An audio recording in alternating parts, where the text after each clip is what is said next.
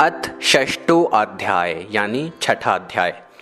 बुद्धिमान व्यक्ति को अपनी इंद्रियों को वश में करके समय के अनुरूप बगुले के समान अपने कार्य को सिद्ध करना चाहिए। तब तक धैर्य रखना चाहिए जब तक लक्ष्य चलकर पास न आ जाए। श्रुत्वा धर्म विजानाति श्रुत्वा त्यजति दुर्मितिम श्रुत्वा ज्ञान मवाप नोति श्रुत्वा मोक्ष वपानु यात।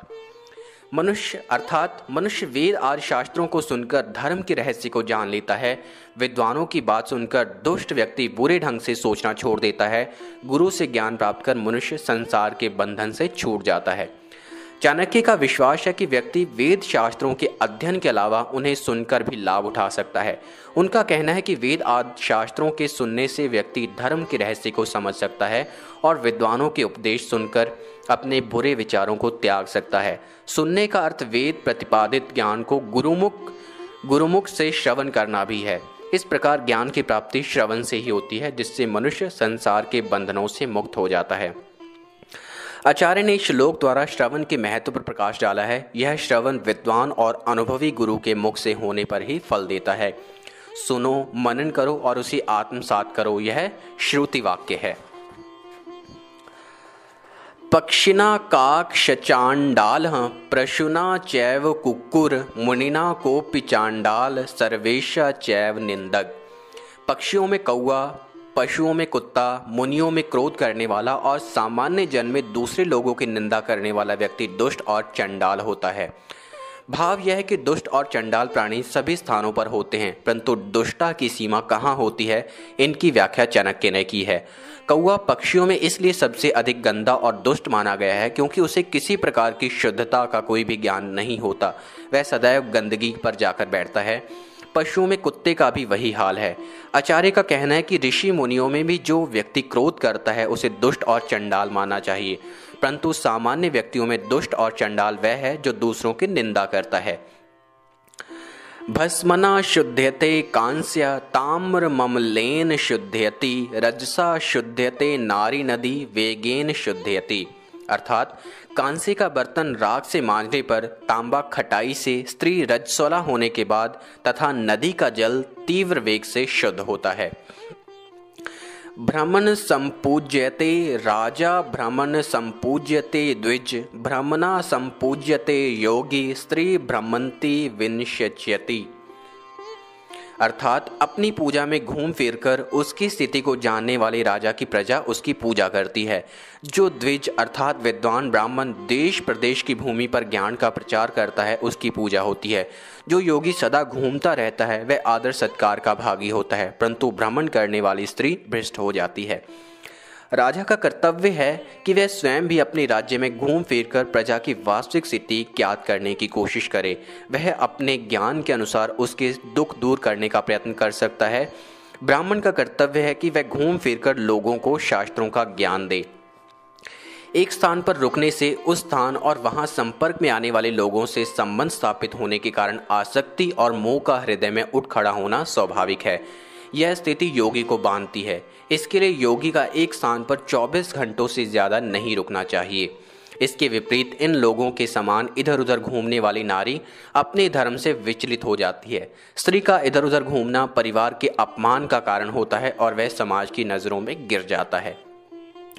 तादृशी जायते बुद्धि वर्यसायो अपि तादृशः सहाया सतादृशा एव यादृशी भवित्वयता। अर्थात मनुष्य जैसा भाग्य लेकर जन्म लेता है उसकी बुद्धि उसी के अनुसार प्रवृत्त होती है और वह व्यवसाय अथवा काम धंधा भी वैसा ही चुनता है तथा उसके सहायक भी उसी प्रकार के होते हैं। आचार्य का कहना है कि जो होना है वह तो होकर ही रहता है। मनुष्य काम धंधे के लिए अपनी बुद्धि के अनुरूप ही व्यवसाय का चुनाव करता है और उसके काम धंधे में सहायता करने वाले भी उसके विचारों के अनुरूप मिल जाते हैं। काला पच्यति भूतानि काला संहरते प्रज्ञा काला सुप्तेषु जागृति कालो ही दुर्तिक्रम। अर्थात समय सब प्राणियों को अपने पेट में पचा लेता है, अर्थात सबको नष्ट कर देता है। काल ही सबकी मृत्यु का कारण होता है। जब सब लोग सो जाते हैं तो काल ही जागता रहता है। इसमें संदेह नहीं कि काल बड़ा बलवान है। काल से पार पाना अत्यंत कठिन है। व्यक्ति काल के प्रभाव से बच तो नहीं सकता, जीवों सहित सभी वस्तुएं काल के प्रभाव से नष्ट हो जाती हैं। सबके सो जाने पर भी वह काल जागता रहता है। काल चक्र सृष्टि के आरंभ से लेकर प्रलय काल तक चलता रहता है, कभी नहीं रुकता। जो उसकी उपेक्षा करता है, काल उसे पीछे छोड़कर आगे निकल जाता है। काल हम सबके साथ ऐसे खेलता है जैसे शिकार बने चूहे के साथ बिल्ली क्रीड़ा करती है। ना पश्यति च जन्मांध कामांधो नैव पश्यति, ना पश्यति मदोन्मतो हार्थी दोषान ना पश्यति। जन्म से अंधे को, कामांध को और शराब आदि के नशे में मस्त व्यक्ति को कुछ दिखाई नहीं देता। स्वार्थी व्यक्ति की भी यही स्थिति है, क्योंकि वह उस व्यक्ति के दोषों को देख नहीं पाता जिसके ऊपर स्वार्थी की पूर्ति होती है। स्वयं कर्म करोत यात्मा स्वयं तत्फलमश्नुते, स्वयं भ्रमति संसारे स्वयं तस्माद्विमुच्यते। अर्थात जीवात्मा स्वयं कार्य करता है और उसका फल भी स्वयं भोगता है। वह स्वयं ही विभिन्न योनियों में जन्म लेकर संसार में भ्रमण करता है और स्वयं ही अपने पुरुषार्थ से संसार के बंधनों तथा आवागमन के चक्र से छूटकर मुक्ति को प्राप्त करता है। आचार्य के अनुसार व्यक्ति जैसे कर्म करता है उसके अनुसार ही उसे कर्मों का फल भोगना पड़ता है। कर्मों के फल के अनुरूप ही उसे दुख और सुख मिलता है। वह स्वयं ही अपने कर्मों के अनुसार संसार में विभिन्न योनियों में जन्म लेता है और जन्म मरण के चक्कर में पड़ा रहता है। उसे इस चक्र से मुक्ति भी स्वयं उसके श्रेष्ठ कार्यों से ही मिलती है। आचार्य का कथन है कि बंधन और मुक्ति दोनों तुम्हारे हाथों में हैं। स्वयं शब्द पर जोर दिया गया है जो उत्तरदायित्व की ओर संकेत करता है। राजा राष्ट्रकृत भुंकते राज्ञ पापा पुरोहित, भर्ता च स्त्रीकृत पापा शिष्य पापा गुरुत्स्था। अर्थात राजा को राष्ट्र के पापों का फल भोगना पड़ता है। राजा के पाप पुरोहित भोगता है, पत्नी के पाप उसके पति को भोगने पड़ते हैं और शिष्य के पाप गुरु भोगते हैं। राजा यदि राष्ट्र को ठीक ढंग से नहीं चलाता अर्थात अपना कर्तव्य पालन नहीं करता तो उससे होने वाली हानि राजा को ही कष्ट पहुंचाती है। यदि पुरोहित अर्थात राजा को परामर्श देने वाला व्यक्ति राजा को ठीक तरह से मंत्रणा नहीं देता तो उसका पाप पुरोहित को भोगना पड़ता है। स्त्री यदि कोई बुरा कार्य करती है तो उसका पति दोषी होता है। इसी प्रकार शिष्य द्वारा किए गए पाप का वहन गुरु को करना पड़ता है। अधीन द्वारा किए गए पाप का भागी स्वामी होता है। ऋणकर्ता पिता शत्रु, माता च व्यभिचारिणी, भार्या रूपवती शत्रु, पुत्र शत्रु पंडित। अर्थात ऋणी पिता अपनी संतान का शत्रु होता है। यही स्थिति बुरे आचरण वाली माता की भी है। सुंदर पत्नी अपने पति की और मूर्ख पुत्र अपने माता पिता का शत्रु होता है।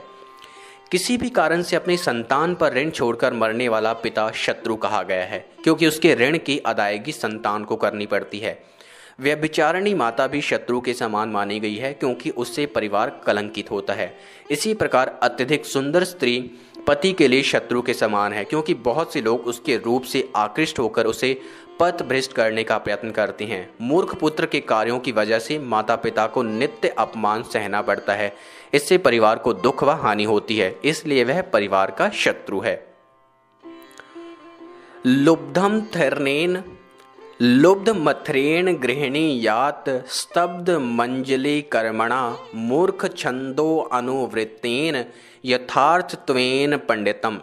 यानी लोभी को धन देकर, अभिमानी को हाथ जोड़कर, मूर्ख को उसकी इच्छा के अनुसार कार्य करके और विद्वान को सच्ची बात बताकर वश में करने का प्रयत्न करना चाहिए।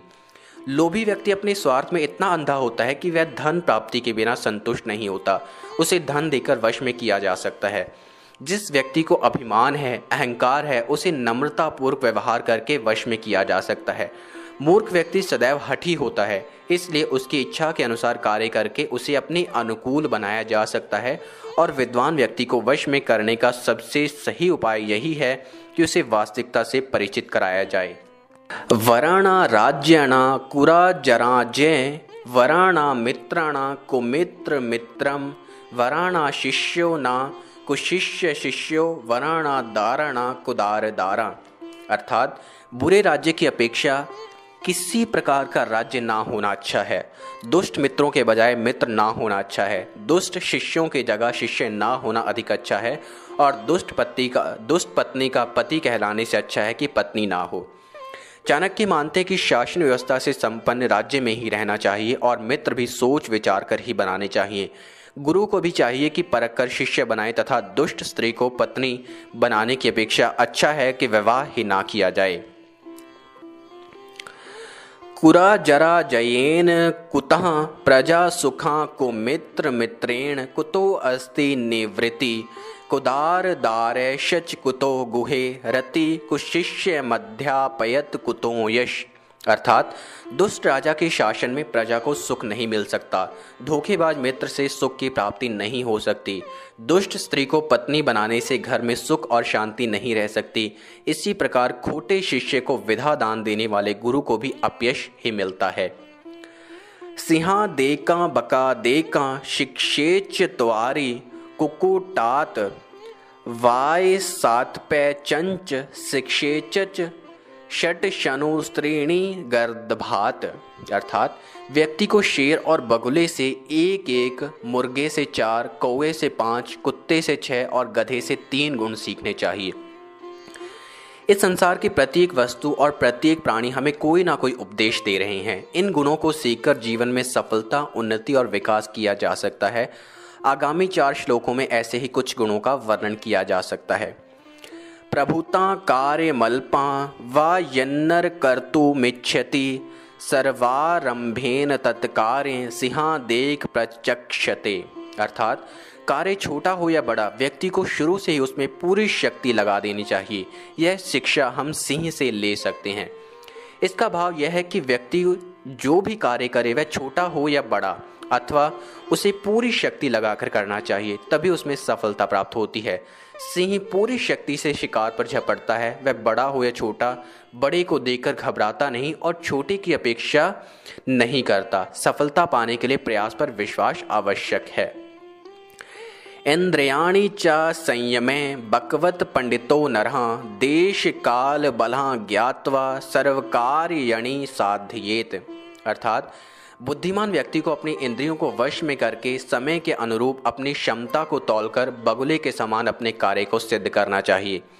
बगुला जब मछली को पकड़ने के लिए एक टांग पर खड़ा होता है तो उसे मछली के शिकार के अतिरिक्त अन्य किसी बात का ध्यान नहीं होता। इसी प्रकार बुद्धिमान व्यक्ति जब किसी कार्य की सिद्धि के लिए प्रयत्न करे तो उसे अपनी इंद्रियां वश में रखनी चाहिए। मन को चंचल नहीं होने देना चाहिए तथा चित्त एक ही दिशा में एक ही कार्य की पूर्ति में लगा रहे, ऐसा प्रयास करना चाहिए। शिकार करते समय बगुला इसी बात का पूरा अंदाजा लगा लेता है कि किया गया प्रयास निष्फल तो नहीं जाएगा। प्रत्युत्थान च युधा च संविभाग च बंधुषु स्वयमाक्रमे भुक्ता च शिक्षेच त्वारि कुकुटात। अर्थात समय पर उठना, युद्ध के लिए सदा तैयार रहना, अपने बंधुओं को उनका उचित हिस्सा देना और स्वयं आक्रमण करके भोजन करना। मनुष्य को ये 4 बातें मुर्गों से सीखनी चाहिए। गूढ़ मैथुन चरित्वा च काले काले च संग्रहम आप्रमतम विश्वास पंचा शिक्षेच वायसात। अर्थात छिपकर मैथुन करना, ढीठ होना, समय समय पर कुछ वस्तुएं इकट्ठी करना, निरंतर सावधान रहना और किसी दूसरे पर पूरी तरह विश्वास नहीं करना, ये 5 बातें कौवे से सीखने योग्य हैं। बहवाशी स्वल्प संतुष्टा सुनिद्रो लघुचेतन स्वामी भक्त शच सूरशच षडेते श्वानतो गुना। अर्थात बहुत भोजन करना लेकिन कम में भी संतुष्ट रहना, गहरी नींद लेकिन जल्दी से उठ बैठना, स्वामी भक्ति और बहादुरी, ये 6 गुण कुत्तों से सीखने चाहिए। सुश्रांतो अपि वहेद भारा शीतोष्णा नाचा पश्यति संतुष्ट शचरते नित्य त्रीणी शिक्षेच गर्दभात। अर्थात व्यक्ति को ये 3 बातें गधे से सीख लेनी चाहिए। अपने मालिक के लिए बोझ उठाना, सर्दी गर्मी की चिंता नहीं करना और सदा संतोष में अपना जीवन बिताना। या एतान विंशति गुणान चरिष्यति मानवः कार्य अवस्थासु सर्वासु अजेसा भविष्यति। अर्थात जो व्यक्ति इन 20 गुणों को सीख लेता है, अर्थात इन्हें अपने आचरण में ले लेता है, वह सब कार्यों और अवस्थाओं में विजयी होता है, अर्थात उसे किसी भी अवस्था में पराजय का मुख नहीं देखना पड़ता। आचार्य का कथन है कि शास्त्रों में जो ज्ञान दिया गया है वह सैद्धांतिक है। जिसने भी सफलता और उन्नति के तत्वों को स्वयं में, अपने आसपास या समूची प्रकृति में देखा, उसे उन्होंने जिज्ञासुओं के लिए लिपिबद्ध कर दिया, लेकिन उसे अपने जीवन में उतारने के लिए संदेह रहित होना चाहिए। ये गुण पशु पक्षियों में सहज रूप से देखने को मिलते हैं। इन्हें अपनाकर ही वे अस्तित्व की लड़ाई में स्वयं को बचा पाते हैं। कैसे? उसी की वानगी दी है आचार्य ने। भगवान दत्तात्रेय द्वारा 24 गुरुओं से कुछ ना कुछ सीखना। इसी तरह के अन्य उदाहरण हैं। अपनी जांच पड़ताल के लिए आप यह देखें कि इनमें से आपके पास कौन कौन से गुण हैं और कौन कौन से नहीं। अब हम पढ़ेंगे अध्याय का सार। श्रवण का जीवन में अत्यंत महत्व है, लेकिन उसकी भी एक सुनिश्चित विधि है। गुरुमुख से ही शास्त्र का श्रवण करना चाहिए। गुरु विद्वान और अनुभवी होता है, इसलिए उसके सुने वचनों से जीवन में धारण करने से भटकाव समाप्त होता है और निश्चित दिशा मिलती है।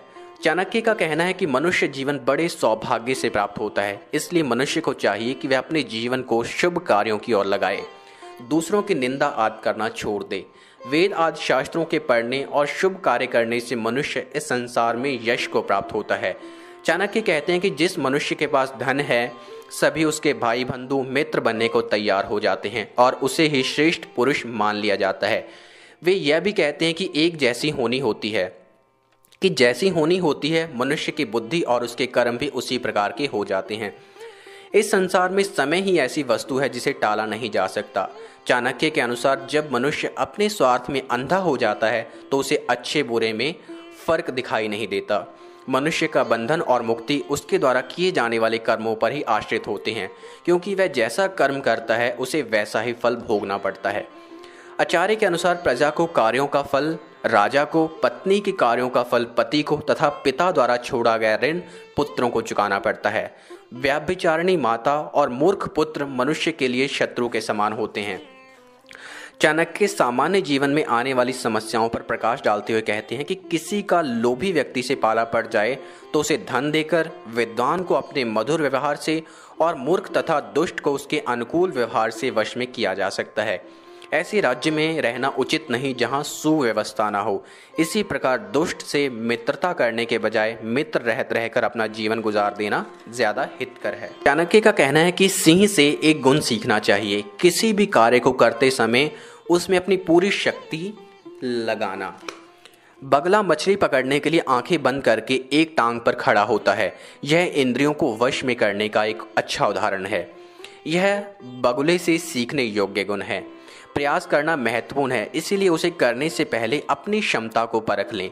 बगुला यह निश्चित हो जाने के बाद ही कि अब शिकार बच नहीं सकता, अपना प्रयास करता है।